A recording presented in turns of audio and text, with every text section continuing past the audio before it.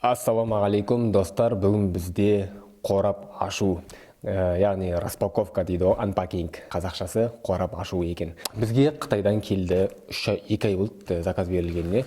Ішінде штатив бар, 2 RGB жарық бар, стойка, планшетке арналған. Ал, бисмилля, көрейік.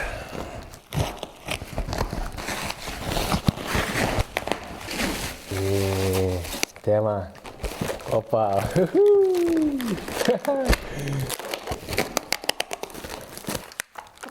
Маған осы заттар келді, енді мен бағаларын айтып кетейін, тоқталып кетейін. Бізде штатив 12.600 теңгеге шықты мынау. Бұл Қазақстанда бұлар киемі 15.000, 20.000 тұрады. RGB панель бізде мына 16.000 теңге. RGB труба 14.000 теңге. Стойка планшетке арналған ол 5.800 теңге. 3.680 теңге 20% услугасын төледім. Ана жақ байерлерге өздерінің қызметтері бар ғой. Доставкасы бар, келерге 6.000 теңге төледім доставкасын. Общий осы тауарға 58.080 теңге кетті. Бірақ 2 ай күтіп қалдым. Енді жаңа жыл болды, бүйтіп қалды, сөйтіп қалды. Таможнядан жібермей қалды айтпақшы бұны. Сосын ол байер маған таможнядан жібермей қалған, еще сол жерден алып қалды прикинь, ондайлар да болады екен ғой. Сосын дәл осы затты барып қайтадан алды. Рахмет ол кісілерге, Алла разы болсын, байерлерге, Ахмет, Аяна от души. Так, енді осы распаковканы жасаймыз, сапасын тексереміз. Мен айтайын ба, қайсынан бастаң бітті? Давай штативтен бастайық. Мына светтер қызық болып тұр ма, асықпай қарау керек болып тұр. Штатив. Бұл давай распаковка болсын, просто распаковка, а кейін отдельно оларды отдельно жеке-жеке мен түсіремін. Бізде professional tripod несі қайда? Модель, марка жоқ па не? Номерлері 16, 70 деген сияқты. Прикинь, жоқ екен. О, мынандай чехол бар екен. Коробка. Дым жоқ. Чехол мықты екен. Нейді, андай материал білесіздер ғой, қандай екен білмеймін. Нейді ақ полоскасы бар екен. Так. Документ, типа документ ішінде. Ладно, бізге керек емес ол. О, что за прикол? Андай бірдеме бар екен міне. Пульт, машалла. Еще не бар, бас бар, штатив, телефон қоятын бас бар екен. 2 мелочь плюс бар. Приятно. Ну, мынандай штативті бәріміз қолданып жүрміз енді. Сразу аяғынан бастап кеткен қалай кетті. Мыналары жақсы екен міне, андай ойнап тұрсын. Кейбіреулері бар, менің штативім бар, ол қатты. Штатив бітті. Енді штативке жалпы полный разбор білгіңіз келсе, ол мына жерде видео бар. Мына бұрышта, соны бассаңыз, сол жерге мен полный видео түсіріп қойғанмын. Сол жақта айтамын, жалпы неше метр, сапасы қалай, жақсы деген сияқты. Ал енді біз келесі камераны бір тексеріп жіберейінші. Камераны тексергенім жақсы болды, зарядкасы отырып жатыр екен, жалғастырайық. Міне, уже шықты. Мынау не деп айтады мынау? Стойка, трипод, штатив. Жоқ. Тоже біз сол байерлерден біз штатив алғанбыз. Штатив, ол штатив туралы обзор көргіңізсе, Smart King деген китайский штатив, ол тоже мына бұрышта тұр, сол видеоны қарасаңыздар көресіз, ол қандай штатив екенін. Ой, осыған қойып, кухняға қойып, жұмысын жасай берсін. Шай ішкен кезде, тамақ ішкен кезде ол бет қойып, YouTube бірінсе қарап отыруға деп алған ғой мынаны. Так, бізде мынау ұстайтын держателі пластмасс екен. То есть мынаны алсам, битсен сынып қалады кәдімгідей. Арзан пластмасс, енді бағасына сай ғой, 6.000 теңге заты ғой. Мынау алюминий емес, темір емес, бір алюминий сияқты арзан алюминий андай. Мынандай көрініп тұр, короче, түрінен. Былай ұстаған кезде білінеді, а так былай на виду әдемі болу керек. Асты айтпақшы ауыр екен мынау. Ну, 1 килодай мынау. Мына штоп ауып кетпеу үшін ғой салмақ. Прикинь, мына жерде көрініп тұр ма? Чашка, шайниктің стақанның сурет тұр. Бұл стакан қоюға арналған екен, прикинь, машалла. Алдын қойып қойып, бүйтіп планшет қойып отырасың да, шай қойып қоясың ғой анау. Күшті. Мелч, ұнады маған. Бізде енді мынандай тығатыны бар, соның мына жерде тесік бар. Міне тесік көріп тұрсыздар ғой. Тесікке тығамыз. Мынаны түсінбедім, не үшін екен сонда? Дополнительный подарок мынау, прикинь. Молодец, рахмет. Негізі маған как раз осындай микрофон қоюға керек болып жүреді. Қазір осын походу жасап жіберейік. Так, мынау как обычно домалақ, мынаны бүйтіп босатам, сол кезде мынау кіруге мүмкіндік болады. Түсінікті, мынау былай. Міне осындай зат бізде планшет бар. Мына планшеттен чехолын алып тастаймыз. Міне осы планшет айтқан Smart King китайский планшет дегенім. Менге бүйтіп бассам, мынау бүйтіп көтеріледі, оңай. Ұстамай көрдіңіз ба? Баланс. Мынау мына жақ жеңіл болып тұр. Стойкасын бүйтіп. Опа. Енді нормально. Максимально бектегені осындай. Бұл өте ыңғайлы деп ойлаймын. Міне көріпсің ғой. Міне тіпке отырмын, прикинь, мына жерде мынаның еще несі бар. Smart King'тің несі бар? Клавиатурасы бар. Bluetooth-бен жасайды. Мына жерге қойып қоясың да бүйтіп мышкамен еще походу бүйтіп енді қарай бересің YouTube-ды бар ғой. Бүйтіп басын ұрып кетсе бүйтіп төменге түсіре саламын былай қара. Мынаны чуть-чуть босатып жіберемін. Қайсысы 20 метр бірдеме. Өзі сондай некен, андай мықты. Кішкене күшпен басу керек. Қай жерінен ұстап, қай жерінен ыңғайлы болатын үйрене салмай жатырмын. Бір мынаның бетінен басып жатырмын былай. Асты. Қалай жүрседі? Ыңғайсыздау екен кішкене. Саусағым қысылып қалма деп қорқып тұрмын бар. Просто бір-екі рет қысылған саусақ, содан кейін қорқасың. Міне асықпан келмей жатыр. Опа. Мынау, короче, былай неққа қарай беткім келіп тұр ғой, мен былай бар ғой. Олай істеуге келмей тұр, чисто міне былай. Мынаны да алға шығару ыңғайсыздау екен. Былай болмайды. Не істеп кеттім мен. В общем, былай екен міне. Мынаны сосын бүйтіп басын былай көтересің. Кетіп қалып жатыр. Міне келтірдім ғой. Мен ойлаймын, просто бір басында механикасын түсініп алу керек, қалай жұмыс жасайды екенін, кейін уже қол үйреніп кетсе нормально. Міне осылай отыра беруге болады. Осылай бүйтіп көтере саласың. Бұл. Мен ойлаймын, өз бағасында 6000 теңгеге стоит. Доставкасымен несін услугасын санаған кезде бір 7-8 теңге шыққанша әрі кетсе, бұны Қазақстанда мен ойлаймын, 10-15 мыңнан сатады бұнаны. Ұнады? Жақсы, ұнады. Енді мынандай подарок шығыпты ішінен. Мен микрофон мынандай клемп дейді, клемпқа қыстыру үшін. Клемпқа аты үлгі қыстыра бересің. Жақсы болды микрофон бүйтіп қоюға. Келесі распаковка свет RGB.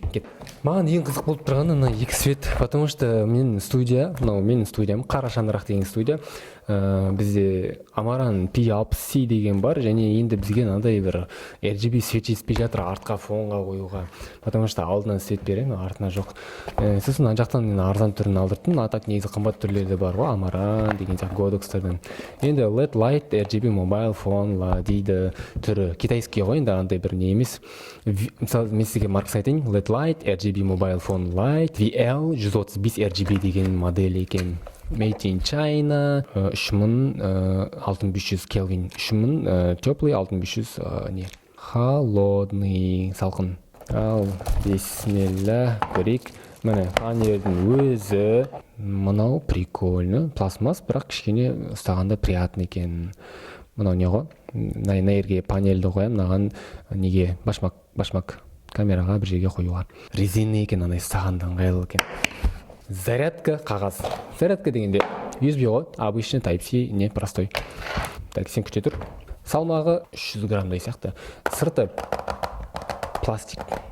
Простой, арзан пластик. Бізде наерде батарейканың 4 индикатор тұр екен, ол қосқан кезде көрінеді. Плюс-минус деген батырмасы бар. Сосын RGB деген арнайы батырма бар екен. RGB деген басқа панельный RGB-ларда мынандай жоқ негізі, RGB деп тұрмайды ау. USB бар, обычно USB-A бар, USB-C бар сосын. Яғни зарядтауға бұл. Ал USB-A не үшін екен білмеймін. USB-C бұл in екен, in. То есть вход, тоқ алуға арналған. Астында винт бар, 1.4.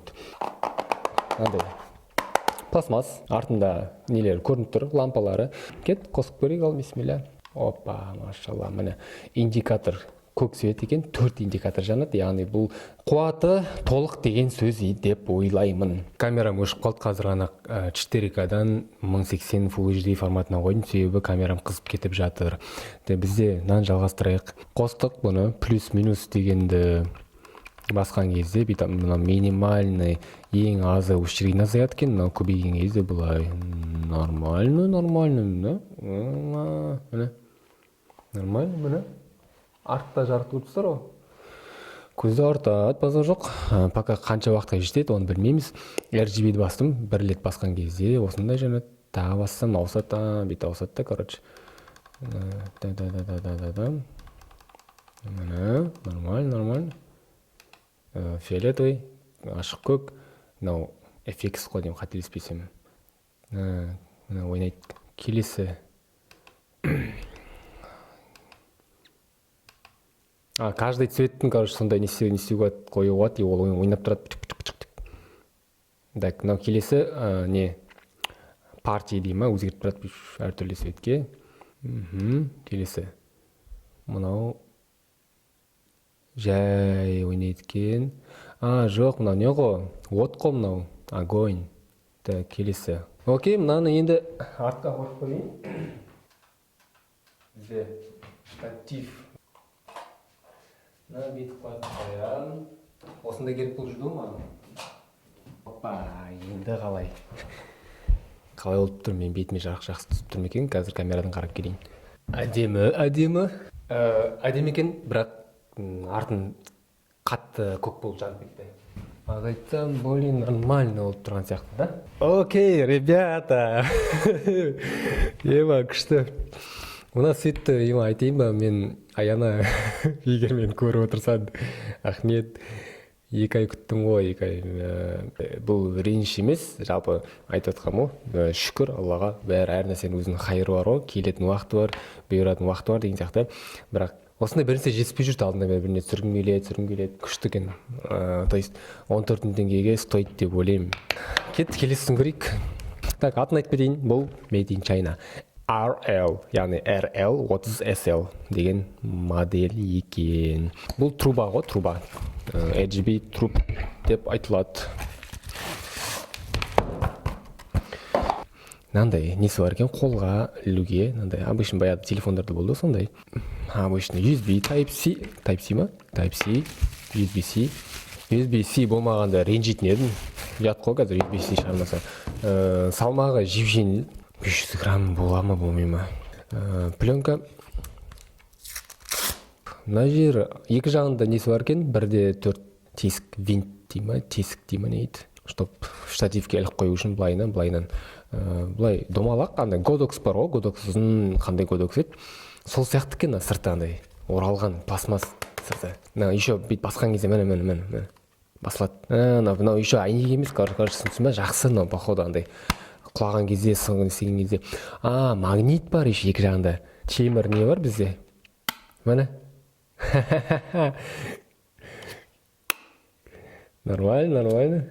Красавчик, пока новатор. RGB 49 модель несі бар? Режим бар. Music Rhythm 3 modes дейді. Температура Kelvin 2700, жылысы 7500 салқыны. Солай ғой да, или керісінше ма? Дұрыс қой, төмен болса жылы болады. Work volt 3.7 вольтпен жұмыс жасайды. Мына жерде бізде 6 кнопкасы бар. 6 батырмасы бар. Опа, қосылып кетті. Басталып кетті жұмыс. On off-ты қостым мен. On off міне. On off қостым. Ал кеттік, бисмилля, көрейік. Up down дейді, көрейік. Up down деген не ол? То есть енді жоғары төмен деген нәрсе ғой. Не өзгереді екен деген ғой. CCT модель дейді. Міне CCT модель деген ақ қызыл ғой. Той чист ақ. Down деген ауру емес. Down деген төмен ағылшынша. Down дейді ғой. Up деген ол көтереді. Ең жоғарғы жарығы осындай екен. Көріп тұрсыздар ма міне? Базар достаточно жеткілікті негізі. Міне қараса көз ауырады. RGB модульді қойық. RGB модуль міне бүйтіп жанады екен. Прикольно екен мынау. Көрдіңіздер ма? Бүйтіп қойсын. Келесі. Міне. Вау, әдемі. Қалай көрініп тұр камерада? Міне ең азына слабыйына қойып тастадым. Міне дым көрмейді шығар. Міне мен қара, бетіме қара. Көтеремге апқаға.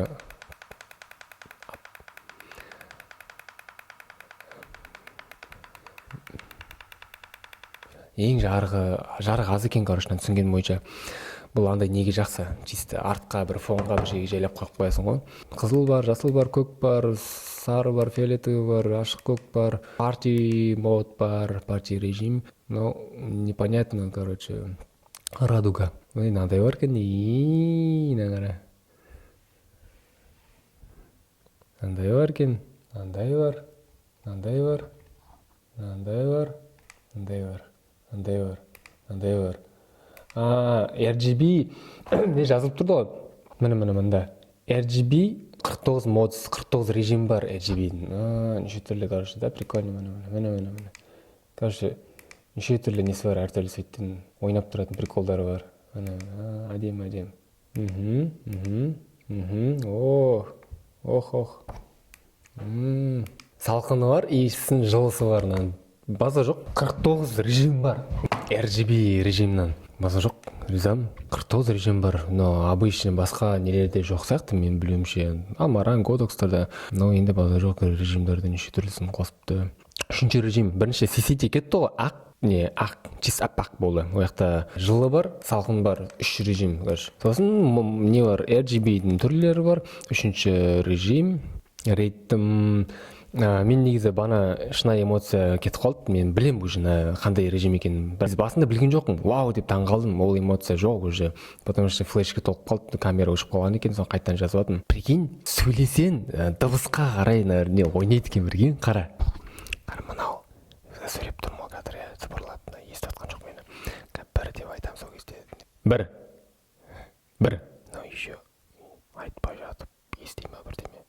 Бір. Сразу. 1, 2, 3, 4, 5, 6, 7, 8, 9, 10. 1, 2, 4, 5, 6, 7, 8, 9, 10. 1, 2, 3. 1, 2, 4, 5, 6, 7, 8, 9, 10. Еба, базар жоқ. Музыка қосып қарайықшы қазір. Music.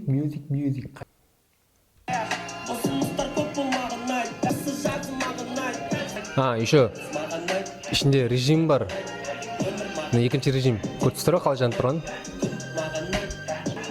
Үшінші режим. 3. Үшінші режим. Кішкене көп ойнамайды екен.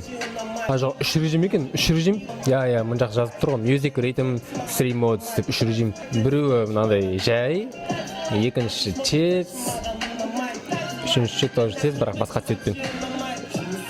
Рахмет. Окей. Но біз походу неге обзор жасап тастадық қой деймін, распаковка жасаймыз деп. Ұнады? Маған ұнады. Так, қанша? 16 мың теңге ма? Сондай тұрады. 14 мың ба, 16 мың ба, екеуін біреуі. Артында жанып тұрған свет, ол 14 мың.